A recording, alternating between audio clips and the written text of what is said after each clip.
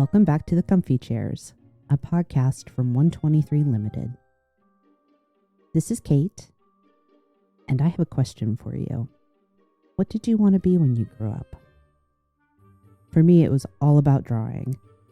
Comic strip creator, artist, fashion designer. What am I doing now?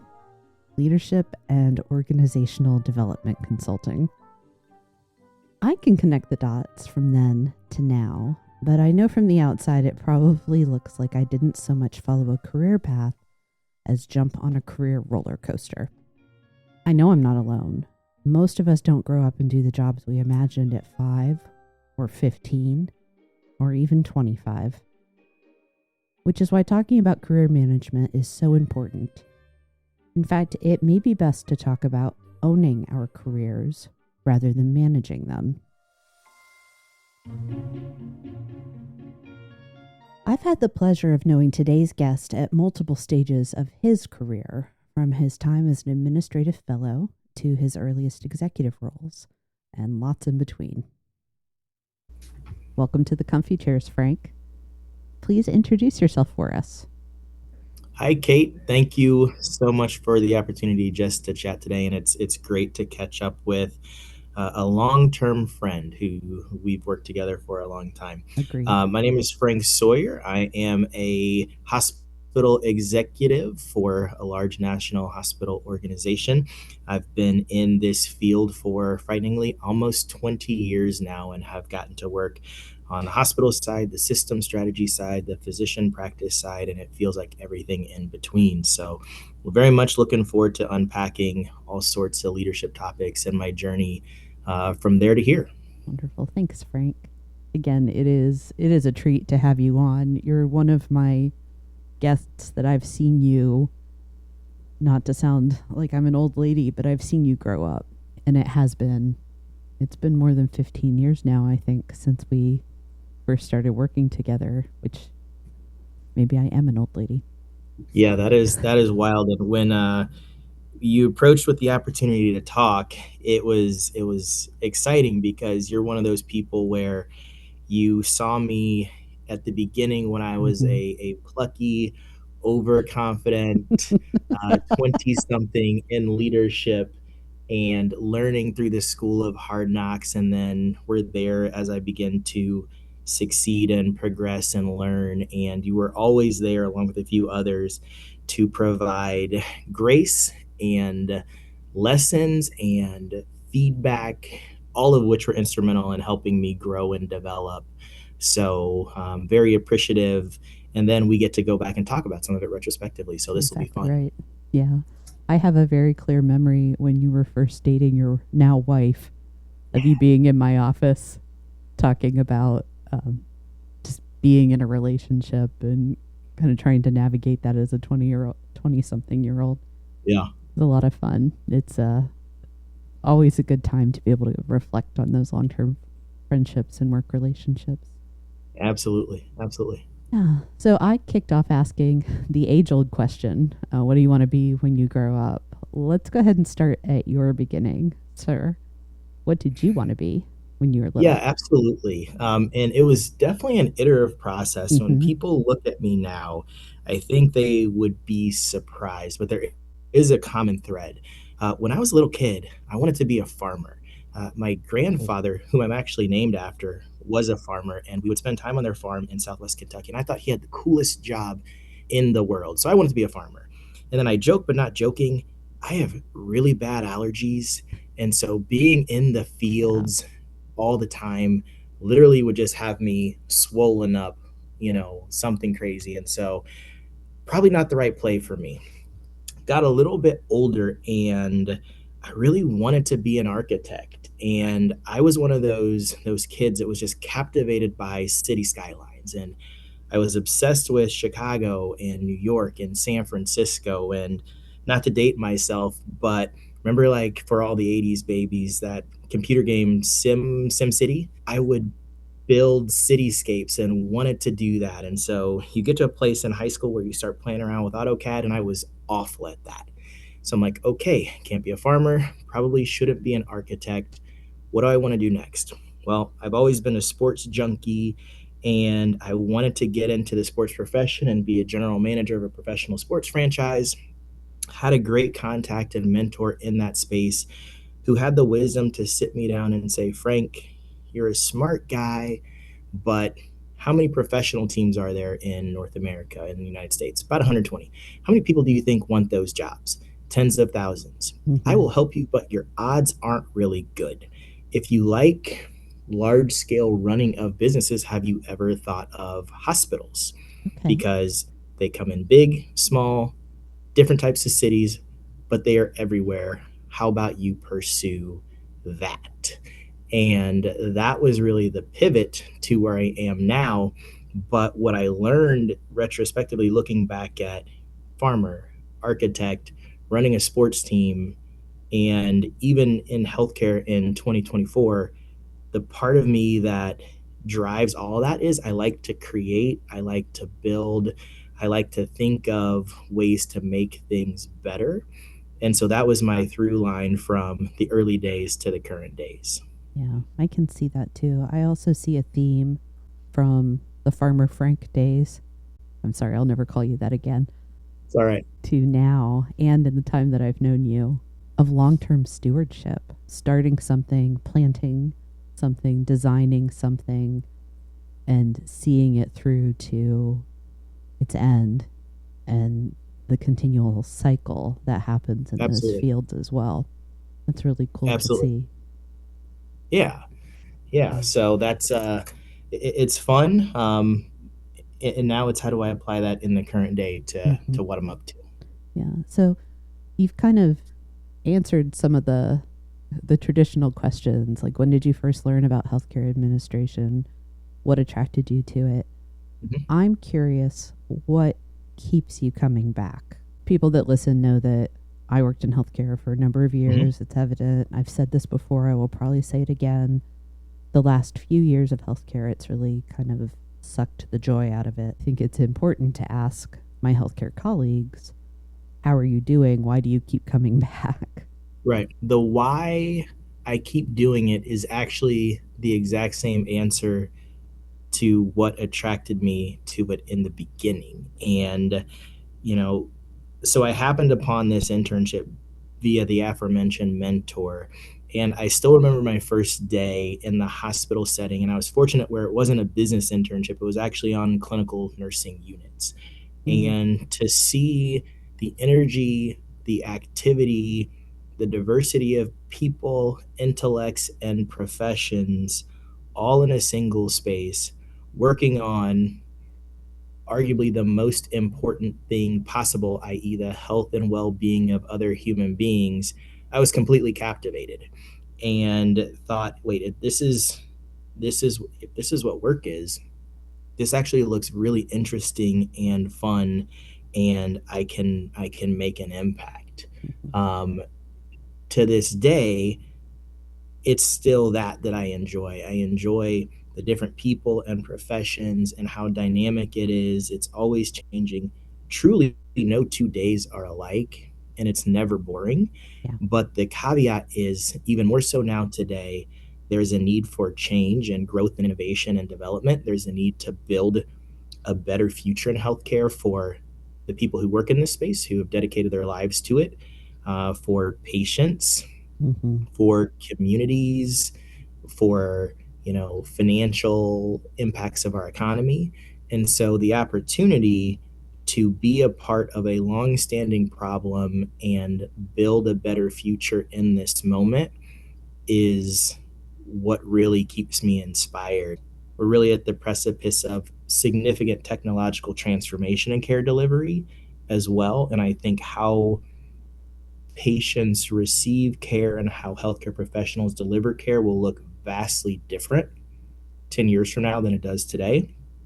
And I get to be a part of that. But that's what keeps me coming back after pandemics and financial crises and recessions and staffing shortages and all of the things that make this field so complicated. Yeah. Well, you're talking about something that I think the entire world, not just healthcare, but all industries, maybe bar a few, are dealing with right now, that we are at this inflection point technologically where we're about to tip over, where more people are native technology users than not. It occurred to me just now that I think it would probably be good for us to talk about what's the difference between a job and a career. I don't think one is better than the other, but they are kind of distinct things. Yeah. I have opinions. Yeah. What's yours? Sure. So to me, it's really time is what governs it, and strategic versus transactional governs it. A job to me can be long term, but it's more short term focused, transactional. What am I doing for compensation? And if it fulfills me, if it is a passion, that's a benefit, but is not necessarily a requirement to be successful. A career is about the long game, and how do I stage growth and development towards some objectives that, yes, include, financial, but it's more of a strategic plan for how I do my work and what jobs I have within it. And again, both are there's many ways to approach your professional livelihood, and sometimes within your career you just have jobs, and sometimes jobs turn into careers, but how you fundamentally approach them is different in terms of the time horizon and the strategies that go within them. I think I would create kind of an analogy to talk about it where, like, a job is a plant and a career is the garden. That a job is a career element, and you can have a job separate from a career, but the larger picture is this thing that has been planned and tended to, and ends up producing possibly more than the single plant. I believe that holding a job for the purpose of a paycheck so that you can function in the world is just as important for individual health and well-being as having a long-term planned out, quote-unquote, successful career. All work has the potential to be sacred. All work is noble. It doesn't necessarily mean that it's part of your career, though. And when you decide to make that distinction between, I'm going to focus on doing this single job well, and you turn your attention to what part of my story does this job play, then we can begin to talk about careers and the long-term management of them. Right. Yeah, no, I agree completely. And I think it's important that people realize that all work is sacred and serves a purpose, even when you don't understand exactly what purpose it is serving. So, and that really just gets back into reverence and valuing people and all of us and all of the work that we put in, regardless of, what the plan is behind it. We are on the same page, sir. Where I'd like to go next is talking a little bit about the difference between this distinction that I've made of career management and career ownership. In this context, how do you think these are different? Yeah, I love this question. And for me, your career, when you take ownership of it, is very similar to if you owned a business. When you own your career, you are responsible for your brand. You're responsible for your PR. You're responsible for the vision of where you want to go. You're responsible for cleaning up your messes that you may create along the way. You're responsible for understanding and creating your strategy, and you're responsible for understanding how you fit into the broader employment market. It all comes back to you. Managing your career is a more passive react and respond type of approach to it. And for those people that are particularly ambitious, sometimes they get caught in a cycle of managing when they need to own it. Right. But also the inverse takes place where sometimes when you own it, it doesn't go the way you want.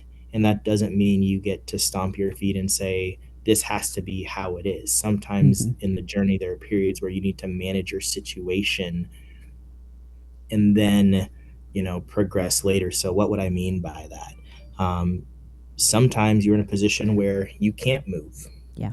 you can't take the job, you can't leave the company, you can't take the shift on nights that you would like to, you can't take the pay cut because you have responsibilities. And that doesn't mean you're not owning it, but you've got to manage within the confines or constraints of your life. There are other times where you have the absolute freedom to grab it by the reins and roll the dice. So again, it's across a larger journey. You move in and out of it, of ownership and management, depending on what's going on. But I would definitely say ownership is a much more, uh, proactive, all-in approach to, taking control over your situation. It's a little bit like the distinction between job and career, if you think about it, because, a career involves jobs, Mm-hmm. ownership involves management. You Yep. can't not manage the circumstances, your responses, your choices when you own your career. If you decide Mm-hmm. that I'm going to, and I like this, the fact that you talked about vision, that it's not just the vision for the organization or the team, it's also what's my vision for how my work, and I'll repeat myself, the story of my work, Mm-hmm. the course that it takes. I think I have to manage that as I go. So they're not separate from each other. Ownership is just that more holistic kind of, you've really put, you've bet on yourself essentially. Where Right. career management can be a little more passive, that you're not necessarily Absolutely. looking for or making plans to get to a point. I'm a big advocate for focusing on the type of work that draws somebody rather than particular titles. And you've kind of raised that point that some people that have they have a big helping of career ambition, and we can talk about ambition as well because I think that's an important subject in this topic. But some people are looking for that next title, for the promotion, Mm-hmm. even for the pay raise, rather than is this work that's important.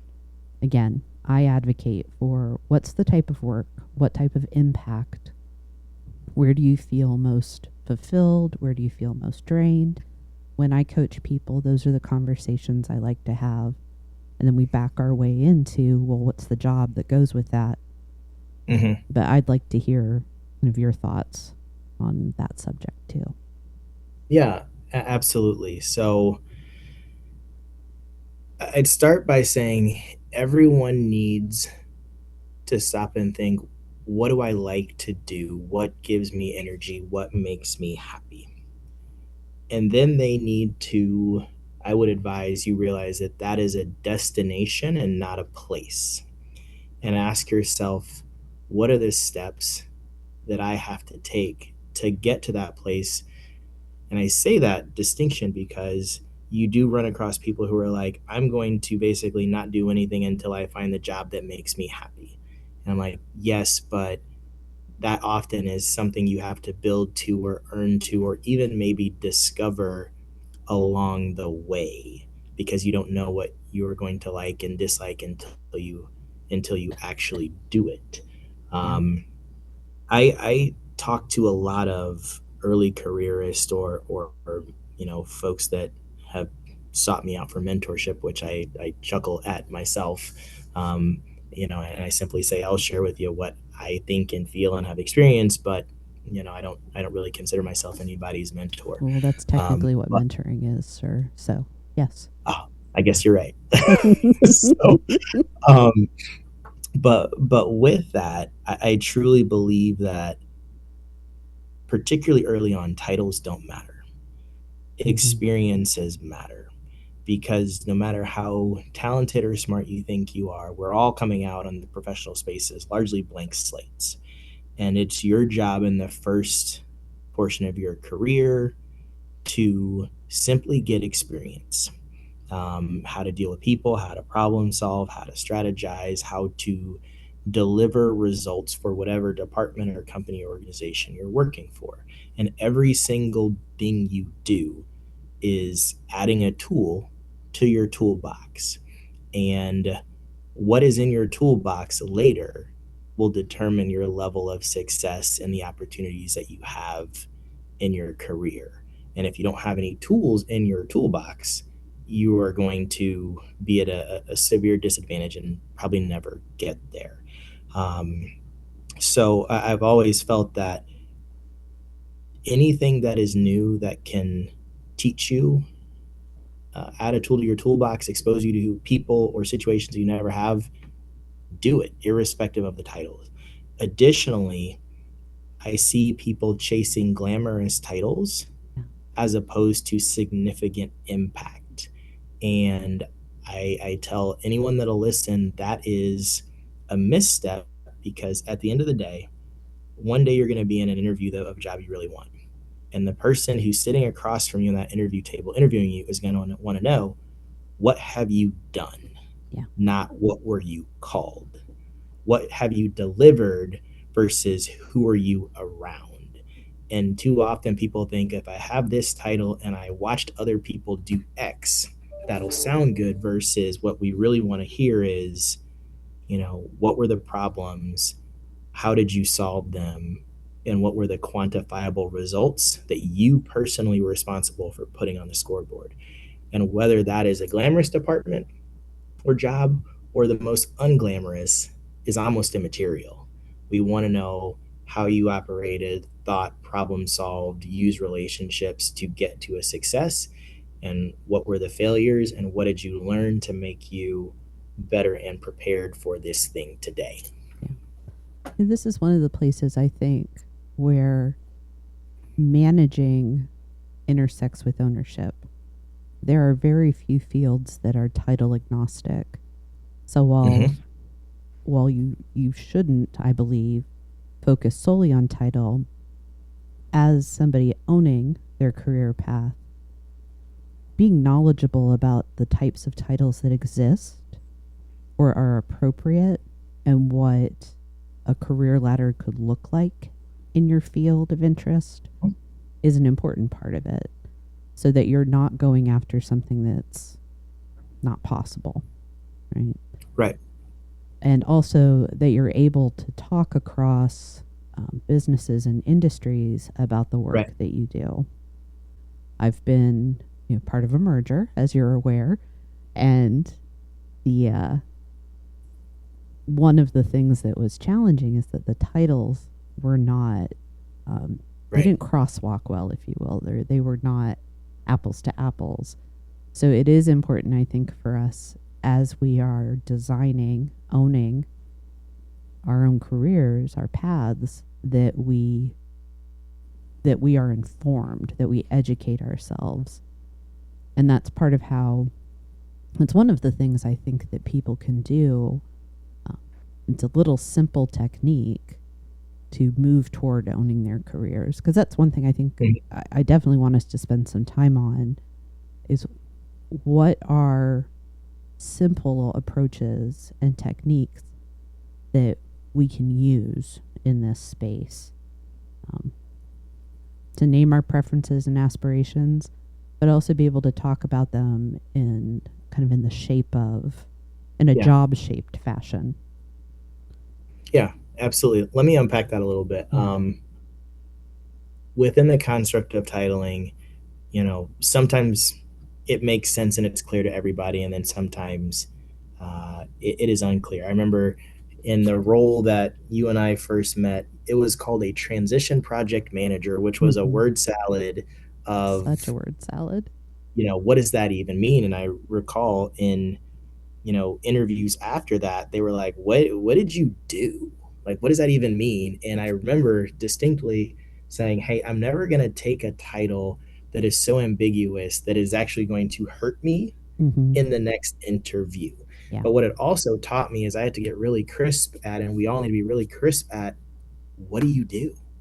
Because at the end of the day, that job was about project managing a merger of two facilities, and then I can fill in all the ... in terms of what that means. And if you say, hey, I managed a merger, I was project management manager for this merger, okay, people in the business world know what that means.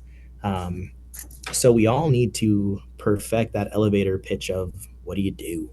Yeah. And what are the outcomes or results of the work that you put in? But then, yes, absolutely advocate for titling that fits into the career path that you want to go on. Because it is very much a chain, and it's got to make sense to whomever is going to be deciding what your next step is going to be. There's a little bit of language that I'd like us to spotlight, and I think it holds the answer to some of the questions we've been asking.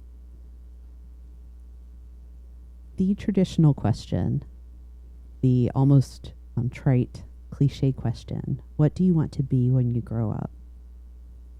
It's very different from the way we answer it once we're in the workforce. We don't talk about necessarily, this is what I am. We talk about what I do. I think if we can answer the B question for ourselves, we can start building the blueprint of what we're going to own. And then managing it is the do part. The jobs, the tasks, the skills and experiences that make up what it is I want to be.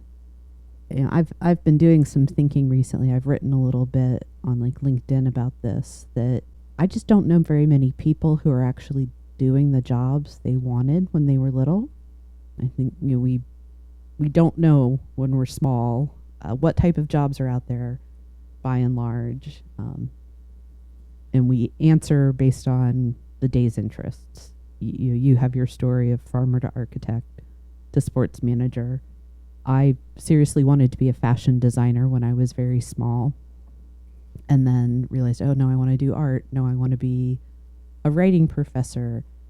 And what I can trace through all of those, just like we talked about for you, of that creating and improving and being there sort of for the long haul in that process. For myself, I can see that the common thread is creation of products and services and work that other people enjoy. That my thing, the career ownership that I would talk about, is I'm here to do work that allows me to create things that make life better for other people. And sometimes that's a thing like a course. Other times it's coaching. Hopefully this podcast is included in that. That's what I want to be, is somebody who makes things to help other people. Then, well, how do I do that? I do that through this service or that action. For you want to be somebody who creates, who does improvement, who invests in mission-driven work that makes people better, physically, mentally, emotionally. Well, how do you do that? It could be that you provide sustenance. It could be that you provide shelter or entertainment, or now that you provide the leadership that's needed for the administration of care. And I think that's the type of exercise that leaders can practice to get clear about, all right, if this is what I want to be, what do I need to do? And then start to have those conversations with their own employees. Yeah.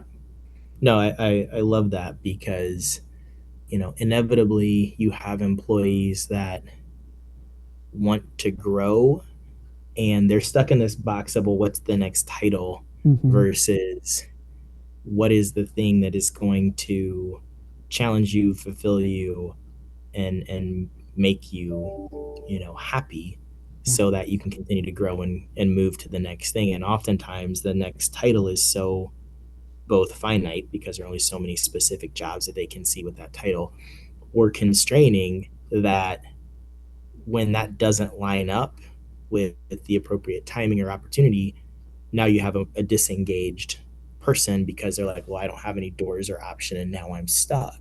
Mm-hmm. Versus, no, there's a whole laundry list of opportunities for you if you had a different worldview of what opportunities meant. Yeah. Yeah. That's something I wish that we could seed in much earlier on in work life for people, is the understanding that advancement does not automatically equal promotion, and that for many Mm-hmm. people, promotion is actually not the goal. If you don't have people who are dedicated to the day to day work, who have Mm-hmm. made a life, a career out of a particular expertise, then you're not going to be able to function. No, I'm with you. And I think that a question that people have to ask themselves is what do they really want and why? Mm-hmm. Because you Yeah. can get on a career ladder and it just becomes about the next rung almost at a subconscious level versus asking yourself, like, what is it I want to do? Do I Mm-hmm. really want that next step? What do I want for my life and how does this fit within it? Versus this is just the next thing that I'm supposed to do without any real thought around what are the implications of that next step. And for me, I have experienced that, and it's a bit of a push pull because there is this there's part of the world that's like, this is what you're supposed to do next, and you're quote ready and you've spent x amount of time and it's what you do. And then there's a part of my world that's like, yes, but that next step based on what quote unquote you should do doesn't necessarily fit with what you want, who you are, or this phase of life, Mm-hmm. and equally weighing all of that, Yeah. simultaneously, or at least being thoughtful in, you know, the decision making process. You know, Katie is a wonderful check and balance for me Mm-hmm. because, she'll often push back and say, hey, this opportunity that's in front of you, is that really what you want? Here are the gains, but here are the opportunity costs. And make sure you're thinking about the whole 360, not just, it's the Yeah. next rung or the next promotion or the next title, etc. Yeah. Well, that is a perfect simple technique, is go to the people closest to you.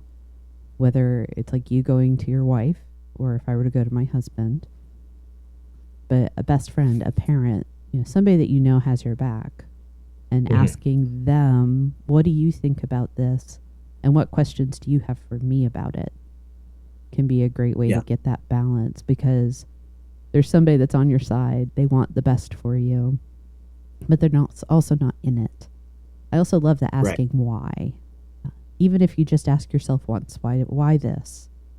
And can come up Mm-hmm. with an answer. Something I advocate for, that I have read about, I've seen it, I've used it, is co-opting the 5 whys that come from the root cause analysis method, Mm-hmm. where you ask why. Well, once you answer that, you ask why again. And those 5 whys drill you down into, well, this is really why I want this, or I don't want that.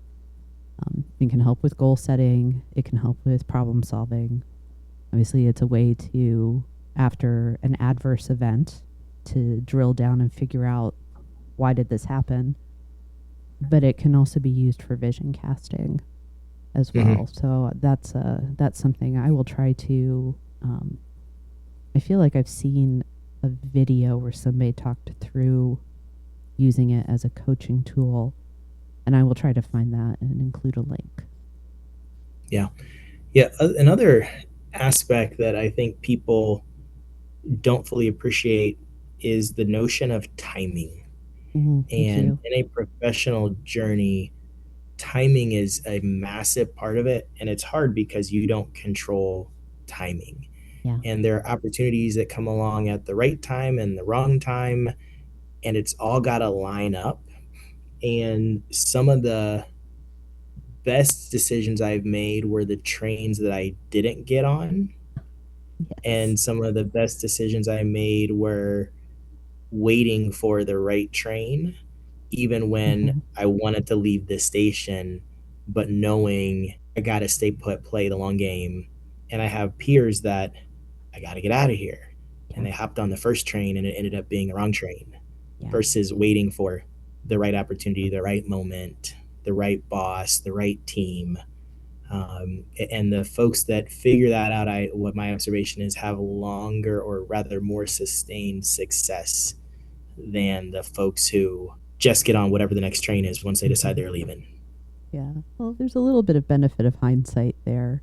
And the other side of it is, am I thinking about today or am I thinking about tomorrow, next week, next year, 10 years from now? I'm not a huge fan of the whole what's your 5-year plan discussion for a whole bucket of reasons. But owning your career means that you are thinking much further down the road than what's right in front of me. Yeah. And bi-directionally, one thing I would say for listeners to think about and take away, whether you're the employee or the boss, is as the employee, you should figure out a way to have the conversation with, your supervisor around, here's what I want to do, kind of big picture. And yes, I'm here to do my job now, but here are kind of hopes and dreams and aspirations. But what is more important is the supervisor to create that safe space for that conversation to take place, and not just have a safe space, but actually open the door. So with my direct reports, something that I feel it's my responsibility to understand is, where is it that you're trying to get to? And how do I understand that to a level where I can help you get there? Be it through experiences, be it through introductions, be it through recommendations. And I know that I'm doing my job well when my top talent ends up leaving me, because I've helped them. I understand where they want to go, and I'm an active participant in helping them get there. And it sucks to lose your best people, but along the way, what I've learned happens is other people line up to work for you. Well, I think it's something to celebrate. Yeah, there are parts of it that can be sucky, but overall it means, hey, we're doing this the way it's intended. People are learning, growing, and new opportunities are present. And being willing to talk with an employee and be the first one to say, if you want to do X, this is what I can offer you in this job, because not every job can be all the stuff, right? If it ends up that you need to leave to accomplish your goal, I will support you. And you can see people be like, oh, I'm valued. They're not trying to get rid of me. They're not mad at me because I want to go someplace else. Love hearing an executive leader say it's a success when people go. We've been talking about choice. We've been talking about leadership. I think it's really important that we acknowledge in this conversation that the idea of career ownership, it relies, at least in part, on privilege. I'm not shy about saying that I am a middle-class white woman in the U.S. I have buckets of privilege. And decision-making, choice-making for me, well, it always hasn't been the type of choice I want. It has always been present for me. And I've been able to see that I have choices. Not everybody gets that. And I really believe that whether it's economic, racial, gendered, or some other form, that there are very real barriers for some people when we talk about career progress. And I certainly don't want to talk about giving advice. Instead, I would like to talk about what can thoughtful advocacy look like. That as a leader, recognize your privilege, look for where there's disparity, and then advocate with compassion and intention. What do you think the right approaches are in that space? Yeah, I think first and foremost, you have to have a relationship enough to know where people are, because where people are is your Definitely. starting point for their development, and their development leads to opportunities. And oftentimes the backgrounds or access sets where they are. And so you take the individual and you say, okay, if you have a deficiency in this level or in this area or experience, we're gonna build onto your weak spots, so that at minimum you are at peril, like you're competing in the game. Like if I see, you came from a background where you don't have X, Y, and Z tools in your toolbox, and I let that persist year after year, your disadvantage follows you. However, if we identify and acknowledge and we start filling that toolbox with the gaps that you had because you came from, a public school and you're competing with people who went to Ivy League schools. Yeah. Okay, so let's first fill your toolbox so you can compete. You then also teach, because one of the biggest forms of privileges is just knowing what to do in situations, knowing that opportunities exist, knowing what questions to ask, right? And so there's an educational component to it to set a more even floor. And then you have to be transparent enough to say, okay, I've given you the tools. Now you have to compete on a more level playing field. And here's the criteria for everybody to see, how decisions will be made. And then you also have to hold the line and make sure that access is not a privilege in itself. So you have to make sure that there is an equal access to the people and the settings and the opportunities and the projects and the mentorship, and avoiding the favorites, and what happens is high performing people get more exposure, which means they get more opportunities, which means and it becomes a loop. And you can have really talented people that just haven't had a chance to perform and demonstrate it, that never get into that cycle. And so recognizing, I don't know if bias is the right word, but just recognizing when you're in one of those loops as the leader and saying, hey, the same 4 people have had a ton of reps. Let's make sure that we get reps to other people. I know what you can do, but we need to make sure other people have the opportunity to demonstrate what they can do as well. And it's very purposeful and it's very deliberate.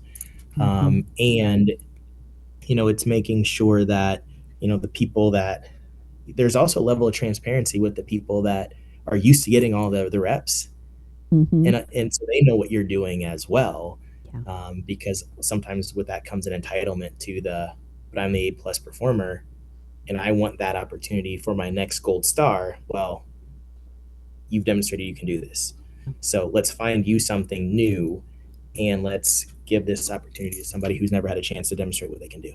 You said before, I don't know if this is the right word. I do think bias is the right word. And it doesn't necessarily mean that it's prejudice, but it's, oh, these are the people that I have at the top of my list. And for good reason, not necessarily because, hey, Jimmy's my buddy, but because Jimmy gets work done. I also think it's important for us to talk about kind of the care and keeping of employees, that you have to care for the baseline things. Is pay equitable? Do they have the tools and resources? And then to your point, do I know where they're at? Do I know enough that I know why, but there are reasons why I'm seeing above and beyond from Jimmy and not Bob, but Bob's getting the work done. So why wouldn't Bob get And I don't think we can talk about this type of career mentoring without connecting it back to performance management. Have you taken care of the bare minimum as a leader or employer? Are people paid? Do they have the resources, knowledge, and support to get the work done? And then are they meeting expectation? And if they're not, do you understand what's preventing them? Other Right. than just assuming that they're horrible people trying to make your life difficult. Do you address those things, and then do you do the work, as you said, to understand how can I fill gaps with you, co-own your development, ideally, so that you can then take ownership, employee? Yeah, I think the skills that are needed based on the role are the driver. Mm-hmm. So now let's work on this within the context of your job, and let's develop this skill set. So I think at all levels of the rung, there are very specific skills and experiences that are essential to be successful, that the leader can hone in on and help develop, so that the person can either stay where they are but be more sufficient and happy, or if they want to continue to advance, they're now ready to do that. But again, you as the leader have to identify what those things are that they need and what Mm-hmm. those skill gaps are, and have that bi-directional conversation, and the employee has to opt in as well. Thank you for bringing up bi-directional conversation. We've talked about, well, you have to identify, you have to understand. The way you do that is through conversation with the employee. Speaking of conversations, I have a question that I want to ask. It's the same question, but I want to ask it kind of two ways. It's about how to start the conversation. So that's the question. How do I start the conversation? The one way is I'm an employee that wants to have a conversation with my manager about my hopes, my aspirations, my preferences. What's your take on the best way to start that conversation? Yeah, as the employee, I think you put it within the larger time frame. I'm doing this work now. If you actually do enjoy it, I think say like, hey, I like what I'm doing. If you don't like it, I think it's fair to say diplomatically, I don't see myself doing this permanently, but I would like to work with you on better developing myself so that I can advance, or I have options, or I could be in a position to explore, you know, other roles and paths within my professional career. And for me personally, the thing I value is options. It's choice. It's I talk about it in terms of lanes. The more potential lanes I can have for career opportunities, Yeah. the better off I will be, because sometimes lanes, doors, whatever metaphor you want to use, they close. Sometimes permanently, sometimes temporarily, and just giving yourself options and freedom, as well. That's how I would approach it if I was an employee. Doing it in a non-threatening but also authentic and honest way. You don't have to lie and say, "Oh my God, I love this job," but if that's not true. Um, Back to the career versus work thing. Mm-hmm. Everyone understands that sometimes it's a job, and I'm a professional. I'm going to do good at it. I'm going to do it well and to the best of my abilities, but it's not necessarily what I want to do permanently. So how do we work together so that I can find the next thing that I want to do that might lead me to the thing that I want to do permanently? Now, how do I start the conversation if I'm a manager? Yeah. So the approach I take is, and I alluded to this earlier, creating a safe space and open the door. So I typically frame it in terms of, well, first off, if I see that the person has high potential, I will draw them out and say, hey, you're doing an amazing job. And I see a lot of different avenues where you could continue to grow, develop, and add value. I'd love to know what areas are of interest to you so that I can better fine tune potential opportunities that I would like to bring to you in the future. If I see someone who maybe has skills that they need developed, you have the conversation in terms of, if we round this out, if we add this to the mix, if you were to consider you know, exploring this opportunity. Here's what it could mean in terms of opportunity, advancement, money, whatever. And just, again, open door. And if you're interested in that, I would be interested in having those conversations with you. Because, again, the most important step is that person has to opt in. But you want to convey to them that you see them, you notice them, you've observed, you know, aspects of them, and you're available to have a conversation that may involve helping them grow, get to something different, or progress. What I've found is people just want to be noticed at a detailed level. Understanding the person opens up the conversation. I truly believe, as a philosophy, it's my job. We all have strengths, we all have weaknesses. Part of my job as your leader is to put you in a position to maximize your strengths, to minimize your weaknesses, and to help you develop your weaknesses to whatever that ceiling might be. If you're good at A and you're not good at B, well, then let's find you a role where you get to do A and you only have to do as little of B as you possibly can to be in the role. You know, when I think about sports, football analogy, you have a quarterback. They design plays around what are the throws that quarterback's good at, and they avoid plays that force them to throw in ways that they're not. It's just like that in the professional workplace. Once you understand the full scale of your folks' talents and weaknesses, but you've got to know that about them. And that comes through talking to them, observing them, looking at their work product, feedback, coaching, all of that stuff. Yeah. One of the things I believe it's important for us to footnote here is that the way we're talking about this is predicated on the employee and the leader having a relatively good relationship, if not a great one. Yeah. That being said, I think these discussions can still happen either direction. If you don't have a great relationship with your manager, there are still ways to introduce the topic. And for a manager, if you're dealing with somebody who's not one of your great performers, there are still ways for you to talk about long-term goals, career aspirations. For the employee, one technique that you might consider, and again, this is assuming that you're just somebody that it's not a great relationship. It doesn't mean they're toxic or abusive or harassing you. I'm not advocating for employees to sit down and have a career discussion with an abusive boss.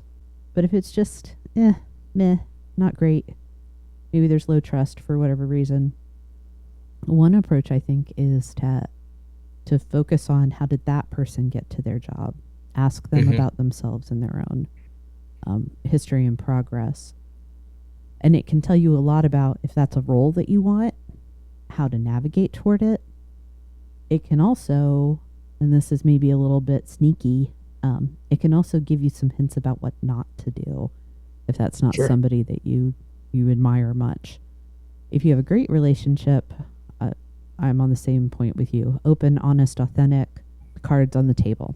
Whether it's short-term, long-term, however you position it, just I want to talk about where my career is going. It doesn't mean that I'm saying I want to leave now. It does mean that I'm thinking about these things. Yeah, no, absolutely. And that question or statement that you just provided can be so hard to have and initiate, but is absolutely essential, because without declaring what it is that you want, you're leaving it for the other person to assume on their own or to read the tea leaves on their own. Yeah. And so that's another thing that I strongly advise those that I am talking to on this topic is, first step is you have to say what it is that you want. If you want a conversation, if you want opportunities for advancement, if you want coaching, if you want promotion, if you want to move laterally, like, don't make the person guess. Yeah. Well, and this goes back a little bit to that. Sometimes people don't know. So as a leader, are you talking to your team about, hey, this is what it can look like to grow your career. It doesn't mean that you go find the next 7 jobs that you're going to hold. It could mean that you're interested in getting a new certification or pursuing a degree, or that you want to work with a mentor or go shadow somebody in a different job. That's Right. one of the ways that you can kind of share your knowledge, the privilege of the experience that you have, and mentor people, is helping them understand that these are the sorts of things that you could ask for Absolutely. as well. Absolutely. And as the leader, it's not getting so preoccupied with the day to day, the next, monthly or quarterly results, the next project, the next fire you're fighting, to slow down and do that deep dive with your people. But again, you have to be very purposeful and mindful to do that, because yeah, you can get caught up as a leader in just trying to meet the next objective, and next thing you're completely disconnected from your people and what it is that they need and want and are aspiring to. Yeah. Well, this is where I am going to put a big stake in the ground. These conversations, leader to employee, about interests, aspiration, even if it's hey, I don't know, well, let's just talk about what you like or don't like and what you're doing now. This is not something you do once a year. It's not something you do every few years. You do it all the Right. time. And it doesn't even have to be formal. Agreed. It can be casual hallway conversation that you're focusing on that person's work. And that doesn't mean that it's just, hey, Kate, the widget you made is faulty. It's, let's talk about your work, this part of your life, and what do you want it to look like. And if somebody's not performing well, you can still talk about their career, but you tie it to, hey, these are the outcomes you're getting. And if you have an interest in doing the next great thing, if you can't improve this outcome, the Right. natural consequence is the next great thing will Right. not happen for you. Right. So how do we get you to a place where you can do that? Yeah. Yeah, Here's how the higher performance helps you get to where you want to go. exactly. You don't wait for that. It's not a carrot or stick. It's just making those connections for people. Before we wrap up, there is another topic that I think is pretty important for us to talk about. And Mhm. you hinted at it pretty early on in the conversation, Frank. What about failure and disappointment? Sometimes we miss the mark. We don't get the job we want. How do we sustain ourselves during those rough patches in our careers? Yeah, absolutely. I'd start by saying everybody has to understand that will happen to you, Yeah. and probably more than once. And it is not a badge of failure. It is a part of the journey, and arguably the most important aspect of your career will be how you handle the failures, the disappointments, and the rough patches. So in some ways, that is the game. The successful times are the practice, but the game, Yeah. the pivot points are those failures. Um, all those failures are learning experiences meant to teach you something that will enable future successes. So the key there is be present, feel it. It's okay that it hurts. The value in it is understanding what are the things that you learn and can take away and do differently next time. Um, and then use that disappointment or rough patch to fuel you, to redirect you to something that might be better. What you don't want to do is not learn. What you don't want to do is say, I'm not accountable for any of this. Just because I say I'm accountable for some of it doesn't mean I'm accountable for all of it. But you see people deflect to the point where it's like you miss the punchline, that you miss the thing that you were supposed to learn because you don't want to acknowledge the part that you play in it. Yeah. And then eventually, you just got to pick yourself up, and you just got to go forward and try again. It's a whole lot of, in a word, introspection. Mm-hmm. Another word is Yeah. growth. and give yourself grace, because every successful person has failed probably many, many, many times. You just don't see it. Yeah. Um, yeah. I think my word to the wise, if you will, around professional disappointment is kind of the fraternal twin to what you were talking about, is be intellectually honest with yourself about what you owned and what was outside of your control, and do not succumb to the shame that comes with it. You will feel shame. I wish I could make it go away for everyone, but don't hang on to it. And I think be open and vulnerable about the fact that you've had this disappointment. I know for myself, when I was downsized, the shame was really real. And talking to other people, particularly people who had been through that similar type of job loss, normalized it. And I think that's one of the things, is you're going to have success, and you're also going to have some big bumps and bruises if you decide to really take your career in your hands and go forward. And it's so important to understand that if it doesn't work out as you intended, yeah, you may own part of it, but you don't have to beat yourself up for it. Yeah. Agreed. Completely agreed. Get back on the horse, as they say. Exactly. And try again. So, Mr. Sawyer, last thoughts. What's one big idea that you'd want people to hear here at the end of our time? Like life, your career is a journey, and it all fits together in the end, but you don't necessarily understand what the bigger picture is when you're taking each step.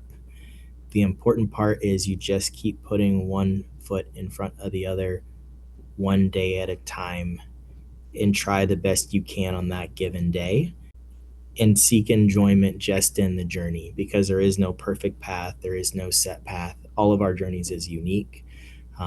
But you're probably exactly where you're supposed to be at that moment in time. So, as they say, be where your feet are, and just live in the moment and be present.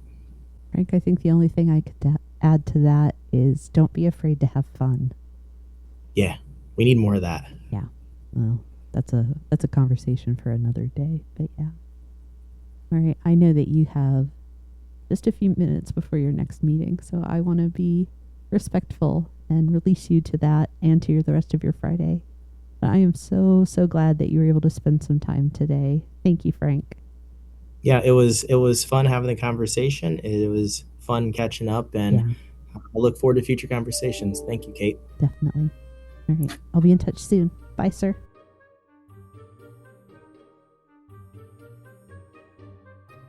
If you enjoyed this episode and you'd like to support the podcast, please subscribe, leave a rating or review, or share it with others.